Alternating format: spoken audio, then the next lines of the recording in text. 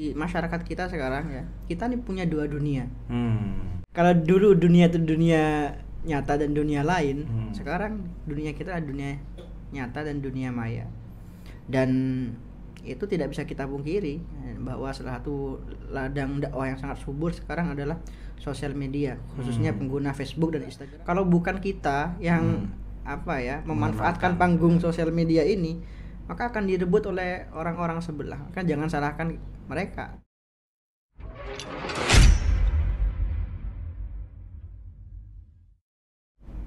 Assalamualaikum warahmatullahi wabarakatuh. Waalaikumsalam. Jumpa lagi dengan Kopi Panas. Sudah lama tidak berjumpa di dunia maya. Sekarang kita lagi bersama dengan kiai muda yang viral di dunia nyata dan di dunia maya, Lora Ismail Al-Khalili, yang beberapa waktu yang lalu sempat sedih gitu ya, sempat galau karena akun IG-nya diblokir. Sebenarnya bagi Lora Ismail ini, akun IG yang hilang itu seberapa bermakna? Gimana, Ra? Nikah, assalamualaikum dulu. Ya, boleh Langsung lah. ya. Oke, alhamdulillah. Jadi sebenarnya saya Gus, ini cerita tentang dakwah di sosial media. Iya. Itu pertama kali sebenarnya itu dulu waktu zaman Facebook tahun 2010-2011 sebelum saya berangkat ke Tarim Hadramaut Yaman. Ketika itu mungkin belum marak seperti sekarang ya dakwah sosial media. Cuma memang Facebook waktu itu memang yang terbanyak mungkin penggunanya. Itu saya biasa menuliskan quote-quote, menerjemahkan kalam-kalam hikmah waktu itu sebelum berangkat ke Tarim. Kemudian waktu tahun 2016 itu saya pulang dari Tarim, pulang kampung, Audah bukan NIHI. Itu kembalinya saya ke Tarim, ketika itu 1 minggu sekali di Darul Mustafa itu boleh pegang HP, Gus. Jadi waktu itu saya gunakan waktu itu buat nulis-nulis iseng-iseng aja. Sebenarnya semua berawal dari keisengan. Jadi keisengan yang membawa berkah seperti itu. Jadi di Facebook aktif mulai tahun 2016 sekitar itu. 2016. Saya banyak menulis tentang Tarim, tentang para habaib di Tarim, dan tentang pengalaman-pengalaman saya selama di sana. Nah, baru ketika saya pulang, waktu itu saya 2018 pulang dari Tarim, belum jadi anak IG, bukan. Bahkan awal-awal saya buka IG, saya merasa ada sesuai dengan dengan tipikal saya, karena saya suka nulis yang panjang-panjang, sedangkan IG itu terbatas. Ya. Makanya waktu itu ada salah satu waktu itu saya masih jomblo. Itu mengatakan kepada saya, ini jangan diterusin dalam urusannya. Iya, itu yang yang mensupportnya. Ayo buat IG. Saya bilang, buat apa saya buat IG? Saya nggak suka selfie, saya nggak suka foto-foto. Ya Anda harus foto-foto, bisa buat dakwah juga. Di lama kelamaan tulisan-tulisan saya yang di IG, yang di FB, saya kopas ke IG. Saya kopas, saya pindah ke IG. Ternyata masya Allah antusiasnya luar biasa. Dan mulai saat itu saya mulai bisa beradaptasi dengan IG. Kebanyakan dakwah-dakwah saya di story, ya bukan di feed atau postingan. Dan alhamdulillah sudah mencapai 250.000 lebih waktu itu ya, sebelum akun saya ke Bennett ya. Dan tentunya kehilangan IG waktu itu bagi saya gimana ya, seperti kata lagu itu, separuh jiwaku pergi. Nah, karena memang kita akui, kita bukan hanya saya ya, saya, penjenengan dan semuanya mungkin di sini Ning Wadat juga penggiat dakwah sosial media. Kita mengakui bahwa di masyarakat kita sekarang ya, kita nih punya dua dunia. Kayak kata jenengan tadi, alimul ghaibi wasyahadah. Kalau dulu dunia itu dunia nyata dan dunia lain, sekarang dunia kita adalah dunia nyata dan dunia maya. Dan itu tidak bisa kita pungkiri bahwa salah satu ladang dakwah yang sangat subur sekarang adalah sosial media, khususnya pengguna Facebook dan Instagram yang menurut data itu lebih dari 100 juta. Di Indonesia ini pengguna terbanyak kedua seluruh dunia. Pengguna FB, IG, dan TikTok bahkan terbanyak kedua seluruh dunia. Ra Ismail juga TikTok kan ini? Enggak. Oh enggak ya? Itu setelah itu 2019 saya mulai pakai IG. 2022 ini sudah alhamdulillah sekarang udah 663.000 followers, dan banyak sekali pelajaran-pelajaran yang bisa saya ambil dari dakwah sosial media. Nah, selain karena itu, karena memang masyarakat kita sekarang tidak terlepas dari dunia maya. Bahkan menurut suatu survei di situ, jika kita hitung selama 24 jam, kita itu waktu kita berselancar di dunia maya sekitar 8 jam lebih. Lebih banyak dari waktu tidur kita kan? Lebih banyak dari waktu tidur kita. Makanya kita sebelum tidur HP ya. Lebih banyak dari waktu sekolah juga ya. Sebelum tidur pakai HP, bangun tidur ya bawa cari. Ya. Pertama kali cari HP. Nah itu Gus, yang saya itu sebenarnya kalau teman-teman Nawaning dan Gawagis bilang itu, saya itu tukang promonya. Karena memang sangat apa ya, mengapresiasi para Nawaning dan Gawagis khususnya yang berdakwah di sosial media, dan saya dengan sukarela tanpa bayaran sedikit pun mempromosikan mereka. Karena memang kata Gus Baha, kalau bukan kita yang memanfaatkan panggung sosial media ini, maka akan direbut oleh orang-orang sebelah. Maka jangan salahkan mereka. Nah, kita yang selama ini pura-pura tawaduk gitu, tidak mau tampil, kayaknya memviralkan diri. Nah itu pertanyaan saya selanjutnya di situ. Gimana? Yang membuat Rai Ismail pede, awalnya langsung pede apa malu-malu dulu? Pede apa ya? Di IG itu, di IG, di Facebook, ya tampil selfie, kemudian nge-live, kan itu butuh mental juga. Nah awalnya pemalu apa langsung pede? Langsung percaya diri, tampil aja gitu? Gimana? Mungkin kalau pede dikatakan pede karena fisik, menurut saya Gus Amal lebih ganteng dari saya. Bukan. Ini tampil di IG, tampil di Facebook, kan nggak semua. Kalau ini menurut saya tidak perlu kepercayaan diri lebih. Iya. Yang penting ada keinginan dan ada kontennya ya. Ada kontennya. Ada kualitas dari isi lah ya. Iya, punya prinsip bahwa kita memang di sosial media itu nggak ngejar apapun, bukan ngejar like, komen dan lain sebagainya. Karena memang kalau itu tujuannya, iya benar. Itu tujuannya, kita mungkin nggak akan semangat kalau misalkan yang like cuma dikit, yang share cuma dikit. Saya sekarang Gus ini masih kena takzir sama Instagram, Gus. Oh ya. Dari 260.000 followers ini, viewersnya 20.000, hanya 10%. Kenapa kok begitu? Ya, adalah pelanggaran-pelanggaran katanya. Karena sering promosi di status soalnya. Promosi umroh itu. Promosi umroh sama promosi buku ya. Promosi buku. Itu dianggap jualan mungkin ya. Bukan itu. Jadi ini mungkin pelajaran buat teman-teman biar IG-nya nggak kena banned. Ada pedoman khusus di Instagram itu. Salah satunya adalah jangan menyebutkan nama orang tertentu. Jangan sebutkan nama organisasi terlarang di Indonesia seperti HTI dan lain sebagainya. Dan juga jangan nyebut merek. Jangan nyebut merek produk besar. Itu kesalahan saya waktu itu. Saya nggak tahu, langsung dikunci. Tapi alhamdulillah barokah doa-doa tulus para netizen dan netizat. Jamaah netizen dan netizat. Iya, padahal itu secara logika udah gak bisa balik lagi. Ya, sudah ada ahli IT yang saya hubungi, katanya ini Mbak, IG saya udah ditolak bandingnya. Ya udah. Harusnya sudah hilang gitu. Iya, pasrahkan saja, innalillahi wa inna ilaihi raji'un. Karena saya kan udah buat pengumuman, saya pasrahkan, sudah saya ikhlaskan. Tapi qadarullah ya. Mungkin barokah dakwah para netizen yang selama ini menganggap akun saya itu bermanfaat dan mereka doakan dengan tulus. Alhamdulillah Allah berikan jalan keluar yang sangat tidak terduga-duga. Ya, menarik juga itu kisahnya Rai Ismail. Ya artinya begini antum dari Yaman nih, Rai Ismail dari Yaman, kemudian memanfaatkan Facebook dan IG dengan sangat aktif. Jarang loh ada sosok kiai muda atau dari Yaman kemudian pulang-pulang langsung aktif ya, dan sangat aktif. Rai Ismail ini bukan hanya aktif, bukan sekedar update status atau posting, tapi sangat aktif, termasuk story-nya dan yang titiknya tidak terhitung itu kalau kita lihat story-nya di IG. Dan itu kan butuh satu motivasi sebenarnya. Kira-kira awal dulu motivasinya apa? Bisa sangat aktif begitu di media sosial. Apa karena ada yang berpesan atau ada guru yang memerintah atau ada Sebenarnya permintaan tidak. dari siapa begitu? Mungkin yang bisa membuat saya aktif mungkin ya, itu semangat berdakwah di sosial media. Agak dekat sedikit.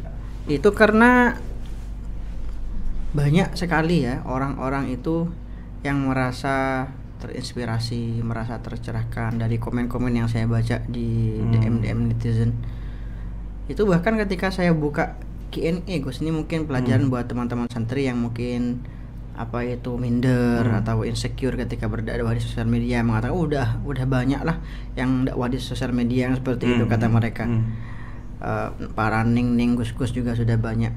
Jangan seperti itu ya. Ketika saya itu buka Q&A, banyak dari pertanyaan-pertanyaan itu yang bagi kita mungkin jawabannya sudah sangat jelas ya.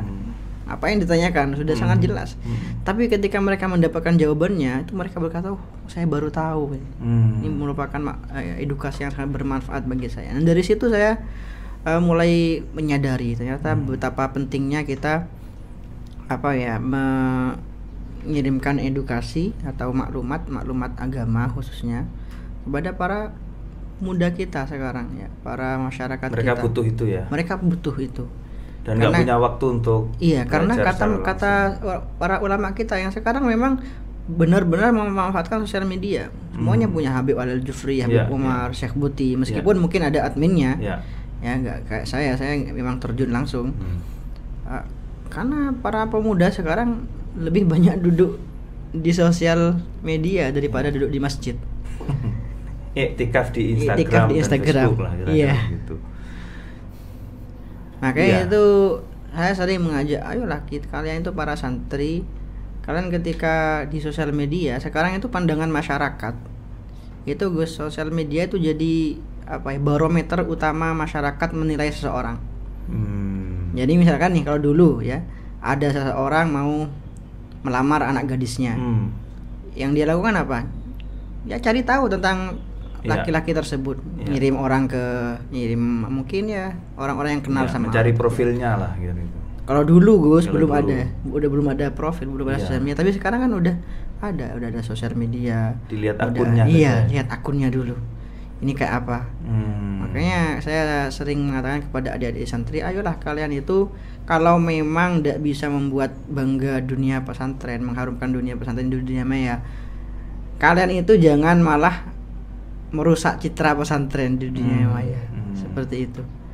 Jadi kalau mau buat postingan unfaedah, kalau bisa di akun fake aja. Kalau di situ akun resmi kalian, di situ kalian jelas mengatakan alumni pondok ini. Tapi postingannya nggak jelas. Nah, itu kan jadi barometer buat orang lain untuk menilai siapa Anda, bukan karena Anda, tapi karena Anda ini alumni pondok ini, dan bahkan karena Anda alumni pesantren secara keseluruhan. Dan ngomong-ngomong, dari perjalanan Lora ke Tarim itu sudah bikin berapa buku tentang Tarim, Rai Ismail ini? Sebenarnya ini, Gus, saya itu nggak pernah belajar khusus tentang dunia penulisan. Semuanya itu sekali lagi berawal dari keisengan, nulis. Dan itu nulis di medsos dulu, terus masuk ke buku? Ya, jadi awalnya nulis keisengan. Waktu itu masih amburadul tulisannya, Gus. Cuma saya punya keinginan untuk berbagi kebaikan bagi orang lain. Karena waktu itu saya tuh fanatik ya. Kalau mungkin panjenengan di sana di Suriah merasakan keindahan Suriah, cinta sama Suriah. Saya di Tarim juga seperti itu. Jadi ketika saya ke Tarim, Masya Allah, saya merasakan Tarim ini kota yang sangat luar biasa. Saya berkata dalam hati, kalau yang tahu Tarim ini hanya saya dan teman-teman saya saja, ini sangat sayang sekali. Makanya waktu itu saya berbagi pada teman-teman tentang Tarim, tentang para habaibnya, tentang para ulamanya. Itu yang kemudian setelah dikumpulkan, alhamdulillah bisa menjadi buku pertama saya, Catatan dari Tarim. Sudah berapa buku itu sekarang? Sekarang udah 2 buku menuju 3 sekarang. Sedang buku proses ketiga, ya? Insya Allah akan ini kumpulan story, Gus. Kumpulan quotes di story itu saya kumpulkan, jadi judulnya Kompas Kehidupan. Tuh. Judulnya Kompas Kehidupan. Kompas Kehidupan. Ini sudah spill berarti ini. Udah spill. Ditunggu aja ya, insyaallah bukunya segera terbit. Iya. Dan Ra Ismail ini setahu saya memang orang yang selalu ada saja kegiatannya di story atau live ya. Iya. Itu kira-kira kalau sedang live itu ngapain? Apa yang dilakukan? Live itu sebenarnya tergantung, saya juga gak sering tergantung live. Permintaan dari netizen atau gimana? Atau inisiatif dari inisiatif dari saya sendiri. Nah, dulu kayak tahun 2020 saya ngundang-undang. Oke. Undang-undang habaib-habaib, para ulama-ulama, berbagai topik, berbagai tema. Seperti itu. Saya pernah ngundang Ki Ma'ruf Khozin, Ki Nur Hasyim Anam. Tapi kalau sekarang udah sampai sekarang masih dilarang, Gus. Oh gitu ya. Mamnu. Belum bisa ya? Belum bisa. Tapi kalau lewat akun yang satunya bisa? Bisa. Ya, lewat akun yang satunya bisa. Yang akun baru ini berapa followernya? Sudah 65.000, Gus. Berapa? 65.000 ya. Baru berapa minggu itu? 3 hari itu udah. 3 hari sudah 65.000 ya. Luar biasa. Jadi yang di akun lama masih terbatas kegiatan. Masih terbatas. Aktivitasnya. Ya, aktivitasnya masih dibatasi di situ. Ya jangan sering-sering jualan lah. Iya. Jadi itu penting. Keseringan promo lah. Keseringan promo. Iya. Dan mungkin kalau saya boleh katakan bukan hanya pede Ra Ismail ini sudah apa ya? Over pede. Iya. Narsis yang positif. Narsis yang positif. Nah, itu resepnya apa? Ya tentu kan itu ada apa ya? Ada gejolak dulu sebelum kita menampilkan diri ke publik itu. Ya ini supaya jadi ilmu buat teman-teman yang lain. Apa ya? Sebenarnya saya itu Gus ketika di Instagram juga meraba-raba gitu loh. Apa sih yang sebenarnya disukai oleh masyarakat kita? Seperti jadi itu. Studi pasar ya? Iya. Memang sudah mempelajari ya? Enggak, apa ya? Berinstagram sambil lalu belajar gitu. Oke. Sambil lalu belajar, jadi konten-konten yang disukai orang-orang apa. Nah, jadi saya ikuti. Misalkan anak-anak muda sekarang nih, pembahasannya banyak masalah bucin, seperti itu, masalah galau cinta, itu saya biasanya kadang-kadang juga post tentang itu. Tapi dari kacamata para ulama, saya buat semilenial mungkin seperti buat semilenial mungkin, dan alhamdulillah banyak respon positif dari mereka. Iya. Ngomong-ngomong, kalau dari buku Tarim itu yang paling menarik dari buku itu atau cerita yang berkesan menurut Ra Ismail apa? Dari sekian banyak cerita yang ada di buku ya, yang paling berkesan gitu. Mungkin itu tulisan pertama saya tentang Habib Umar di Facebook, itu ada ceritanya putra beliau Habib Salim. Itu waktu itu ada anak-anak yang mau berangkat haji dari Darul Mustafa ke Mekah. Waktu itu masih gampang. Ketika itu anak-anak yang mau berangkat haji itu karena mau pulang, akhirnya dipindah dari asrama. Yang asrama di Darul Mustafa itu mewah, Gus. Asramanya mewah, satu kamar ada 2 kipas angin dan 1 AC. Pokoknya Habib Umar benar-benar membuat nyaman para pesantrinya di situ. Dipindah ke musola atas yang meskipun udah ada AC-nya juga dan lain sebagainya, cuma kan namanya juga musola bukan asrama. Banyak mereka yang mengeluh. Kemudian dikumpulkan sama Said Salim putranya. Kemudian Said Salim itu mulai cerita masa lalu Habib Umar yang dulu. Jadi Habib Umar bisa jadi seorang yang hebat seperti sekarang itu bukan apa ya bahasa Jawanya itu. Bukan dari enak.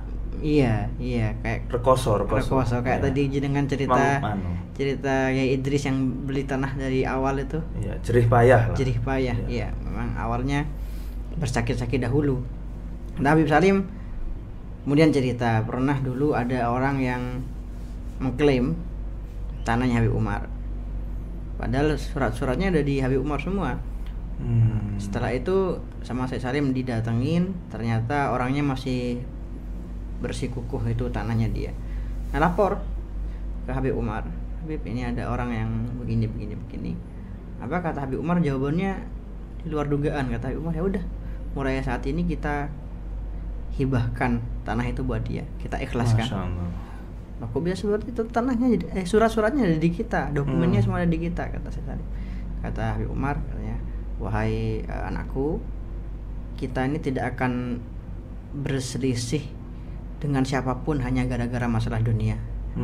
Ya andaikan dia juga mengakui rumah ini adalah rumah dia, maka kita akan keluar dari rumah ini, kita masih bisa tidur di mobil kita.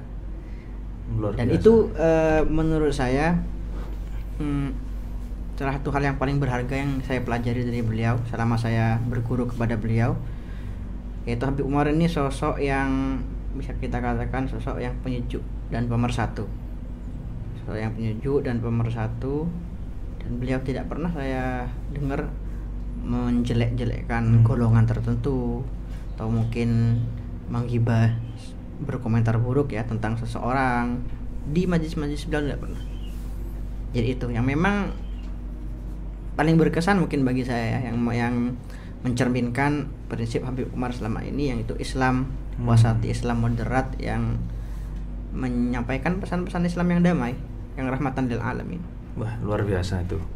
Modal buat Ra Ismail menjalani kehidupan sekarang. Intinya saya Gus sebenarnya sampai sekarang masih apa ya? Kayak kata saya tadi, bahasa Maduranya speechless ya. Speechless. Tapi ngomong-ngomong, sekarang Ra Ismail ini juga sedang mendidik para santri di pondok dengan gratis loh. Dengan gratis. Ini gimana kok bisa gratis ya? Oke, saya lanjutkan dulu. Saya baru keluar dari tarif itu 2018, Gus. Iya. Nah, sekarang 2022, berarti baru 4 tahun, tapi alhamdulillah banyak sekali respon positif yang yang saya dapatkan dari masyarakat, dari dakwah yang juga saya lakukan.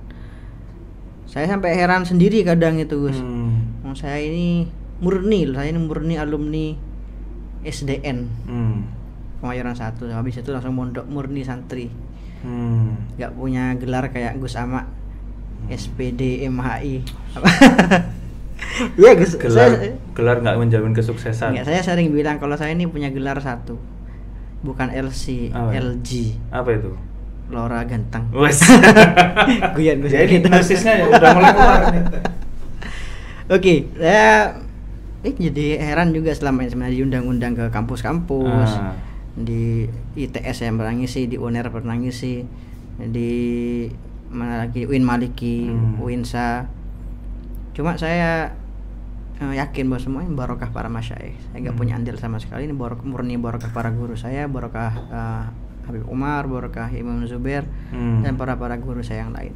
Termasuk pondok yang sekarang ini memang ya, pertama kali pasti bingung lah kita akan mulai dari mana, karena kita ini dapat pondok kosongan gitu, ada bangunan kosong, nggak ada isinya, dan saya baru ditinggal ayah saya dan ditinggalkan warisan itu untuk dilanjutkan. Awalnya itu bahkan bulan Syawal ini kan tahun pertama Pondok Putri, saya cerita Pondok Putri baru aja. Buka tahun ini. Iya. Yang daftar bulan Syawal itu 2 orang. Cuma akhirnya saya mikir gimana ya caranya buat narik masyarakat buat tertarik mondok gitu. Akhirnya saya gencarkan itu beasiswa full, gratis, dan alhamdulillah sampai sekarang. Berapa sekarang? Ada hampir 100 dari biasa. Seluruh Indonesia itu ada. Gratis semua? Semuanya gratis. Dari mana itu, luar Jawa, dan dari Binjai, ada dari Aceh, ada dari Banjarmasin, Pontianak, Makassar, dan itu sampai biaya transportasinya itu juga ditanggung. Dari berangkat sampai ke pondok? Iya. Nanti kalau libur pulang juga ada yang nanggung gitu? Belum pernah pulang ya? Kalau libur pulang kayak kemarin ini, kayak yang deket-deket aja, kayak Jawa Barat atau ya daerah Jawa Tengah, ada uang dari kami dan para donatur ada. Doakan mudah-mudahan bisa maju seperti Pondok Salafiyah betul-betul hikmah, insyaallah. Luar biasa. Ya inilah yang bisa kita kupas dari sosok Ra Ismail Al-Khalili. Iya. Tambah kagum kita. Mudah-mudahan sehat, kuat, dan selalu dimudahkan urusannya. Amin.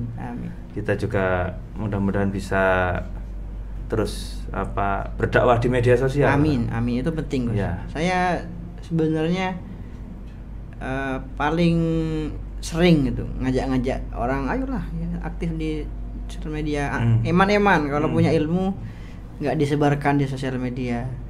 Ya, kayak apa ya, hasilnya anak narik-narik itu ada Ismail, putranya Imut. Iya. Nanti the next guest itu. The next. Iya. Siap-siap itu Rais. Itu gue sebelum ada istilah viral itu jauh. Jadi orang viral sebangkalan dulu dia itu. Iya. Jadi sebelum jangan di-spill banyak-banyak. Nanti kita undang lagi. Undang aja ke sini. Iya, kita akan undang ke sini. Rais Ismail satunya. Al-Asholi. Al-Mufassir. Baik Rah, terima kasih Rah sudah mampir di Kopi Panas, mudah-mudahan sukses. Terima kasih. Udah hampir setengah jam. Iya, nggak terasa. Assalamualaikum warahmatullahi wabarakatuh. Waalaikumsalam warahmatullahi. Apa? Yang poligami. Bahas dah. Itu dalilnya panjang, nanti setengah jam sendiri. Beliau tuh di situ. Itu memang pertanyaan saya. Gimana nih? Kok bisa ada Lora kok memilih untuk tidak mendua itu? Tanya ke saya dong. Gimana? Kok bisa Gus? Kalau Gus juga biasa. Gus itu satu, apalagi ya, istrinya Madura lagi. Tapi emang gitu nih. Saya selama ini tidak pernah ada ada edukasi yang cukup tentang masalah ini. Ya, bahkan edukasinya orang-orang sebelah justru kayak lebih gencar gitu. Sampai ada, saya malah tertarik masuk ke sana karena mudah. Mau dijadiin ustadz. Mau jadi ustadz. Iya. Sampai ada seminar salah satu tutorial. daya tarik yang membuat orang banyak masuk ke sana itu ya karena itu mudahnya. Iya. Ya. Mudahnya nambah tadi. Kita bahas apa ya, kemaslahatan kita, kenyamanan yang kita dapatkan dan keruwetan yang akan kita dapatkan. Itu kalau ditimbang-timbang, makanya saya lebih milih koleksi mobil kuno, motor kuno. Itu pelampiasan Rah. Jadi daripada ke yang lain kan mendingan di. Tapi kan nggak ada istri kuno. Ada istri always fresh. Tapi saya yang buat tertarik itu saya Bapak Zohili Gus Pan ditanya. Gimana? Ditanya katanya, Syekh, kenapa kok panjenengan ini orang alim, ganteng, banyak karangan kitabnya, kok istrinya kok cuma satu? Istrinya beliau Ummu Ubadah, namanya Syekh Ummu Ubadah. Kata beliau, di zaman sekarang ini, ya, andaikan seorang pemuda itu bisa menikahi setengah wanita saja, maka saya akan memfatwakan kepada mereka untuk menikahi setengah saja. Bukan satu. Itu karena apanya itu? Pertanyaannya karena saking apa? Tapi kok saya nggak pernah dengar itu ya, fatwa itu ya. Wah, ada dari mana? Ada. Dapatnya udah utuh Orang dalam. Ini yang di belakang mau ikut-ikutan. Karena katanya Mas itu resiko terbesar laki-laki dia menikah.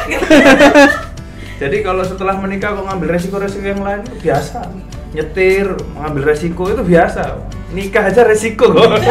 Makanya itu Gus salah satu apa ya? Tapi ada yang belum nikah loh. Nanti trauma enggak mau nikah.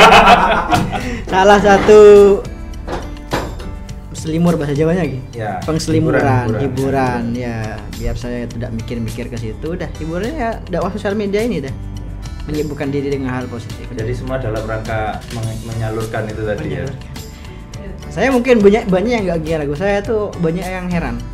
Apa ini kok berani ceramah di depan orang seperti itu, nah di acara-acara besar seperti itu, padahal sudah hampir 1 tahun lebih saya ini pasien psikiater. Oh ya? Iya. Gak ada yang menyangka bahwa seorang Rais Ismail itu punya penyakit psikis juga. Tapi sudah selesai. Udah enak. Udah enak ya. Selama setahun ya? Enggak, waktu itu waktu corona mungkin 3 bulan yang dijalani. Wah, ini behind the scene ini. Nggak ada yang, mungkin jarang yang tahu ini. Itu sebelum nikah apa setelah menikah? Setelah menikah.